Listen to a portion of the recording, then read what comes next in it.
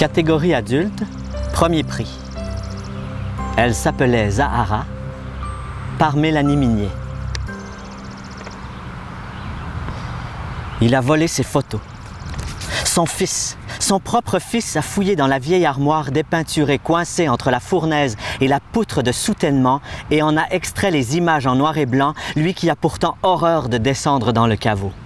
« J'aurais dû détruire le contenu de cette maudite armoire », se dit Joseph en remontant sur le palier. Il l'avait refermée en même temps que son passé et tâchait de ne plus y songer, mais le pain noueux s'avérait poreux, les images suintaient au travers des cadrages usés. « Faut pas lui en vouloir à Léon, dit Mariette, prostrée devant l'évier. C'est pour l'école. Cet après-midi, les enfants doivent présenter leur père, le métier de leur père. Joseph empoigne sa veste, son paquet de cigarettes et quitte le logement. La clé dans le contact de la grosse Ford et il décapsule une Labatt 50 dénichée sous le siège passager, puis en boit une longue gorgée avant d'embrayer. Joseph a toujours adoré la photographie. Il a même emporté dans ses bagages un authentique Kodak Retina quand il est parti là-bas. Le soir, dans les camps de l'armée, il prenait des photos. Il avait même réussi à actionner son appareil en plein jour, avant et après une attaque particulièrement meurtrière à Falaise, en Normandie. C'est une fois revenu qu'il s'est souvenu de la petite, au milieu des décombres et des blocs de ciment éclatés. Sur les premiers clichés, la petite est debout, devant une maison éventrée, et elle fixe l'objectif. Sur les deux derniers, là-bas, il avait réussi à faire disparaître les dernières images de sa mémoire, l'horreur sans nom des membres écartelés, mais ici... Je savais pas qu'elle était là, la petite. Je savais pas. Les nazis avaient encerclé le village pendant la nuit. La Ford s'immobilise aux lumières, près du magasin général. Joseph ferme les yeux en les plissant jusqu'à ce que la douleur lui brûle les paupières, puis les rouvre au moment où le sang éclabousse le pare-brise de la voiture. Il actionne les essuie-glaces et c'est à ce moment que son regard se fige sur un homme qui vient de chuter de l'autre côté de la rue.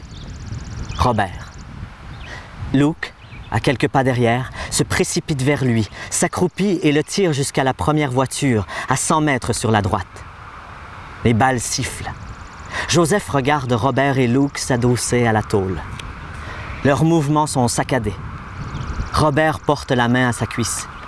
Le sang gicle entre ses doigts. La Ford ne résiste pas à l'assaut du sang qui pénètre dans l'habitacle. Joseph le sent couler dans son dos. Il appuie sur l'accélérateur, mais les pneus de la Ford sont embourbés. Le son d'une sirène se fait entendre. Où est Robert? Et puis Luke? Vite, ils approchent. La voiture derrière celle de Joseph s'impatiente. Les coups de klaxon fusent. La rue principale se matérialise de nouveau devant lui. Il remarque que ses mains sont crispées sur la poignée de la portière. Ses jointures sont blanches et vénurées. Tandis qu'il tente de reprendre son souffle, il repense à son fils qu'il ne l'a jamais vu garagiste ni soldat. 6 ans maintenant que la guerre est finie et tout ce qu'il sait faire est de se traîner les pieds entre le salon et la chambre à coucher. Il ne s'est même pas porté volontaire en 1944. Il a fallu que le premier ministre établisse la conscription obligatoire pour qu'il daigne se montrer courageux. Et quel courage! Il avait mangé de la viande avariée à pleine main directement de la poubelle du boucher Boily pour éviter de s'enrôler. Il avait, à son grand malheur, vomi durant la nuit et réussi haut la main les examens de santé de l'armée le lendemain matin. Un pea-soup. Voilà le personnage ignoble qu'il était. Quel métier allait pouvoir lui inventer Léon devant ses camarades? Devant le fils de Conrad Mercier, maire de la ville, ou devant celui de Roch Beaulieu, principal contracteur du sanatorium sur la pointe à l'est de la ville? Et le fils de Théophile Fréchette, lui, quel âge avait-il à présent? Le garçon doit avoir 14 ans. Il se tient la tête baissée, les yeux exorbités, tandis que Bruder serre ses mains autour de son cou. Bruder s'écarte du garçon et le désigne de ses bras tendus. « Let's go, Bouchard! » Qui se met à hurler avec son accent anglais. « Kill him! Kill him now! » Joseph tient son arme pointée sur le garçon. Un liquide chaud se répand sur sa cuisse. Il retire en tremblant son œil du viseur. Bruder fait éclater la tête du garçon. Pea soup. Not even able to kill a Nazi. Les coups de klaxon ramènent Joseph dans l'habitacle de la vieille Ford. Il redémarre en trombe et se retrouve bientôt à monter les escaliers de l'école Général Vanier. Il s'arrête à chacune des fenêtres des petites portes bleues. Son cœur bat dans ses tempes.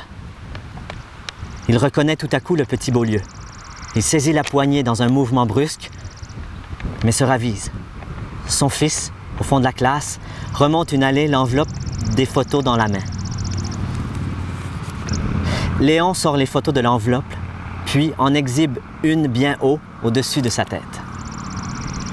Moi, mon père, il va sauver des enfants comme cette petite fille-là très très loin quand il y a la guerre. Quelqu'un ouvre la porte de la classe et emmène Joseph. Une femme. Joseph porte les mains à son torse, puis touche sa ceinture. Il ne porte pas ses habits de l'armée, n'a aucune arme pour assurer sa sécurité. Le voilà qui se tient debout, sans artifice, dans un t-shirt blanc délavé devant un groupe de soldats prêts à charger. Tout à coup, la petite fille vient vers lui, ses immenses yeux noirs plongés dans les siens. La petite fille lui sourit et lui tend la main.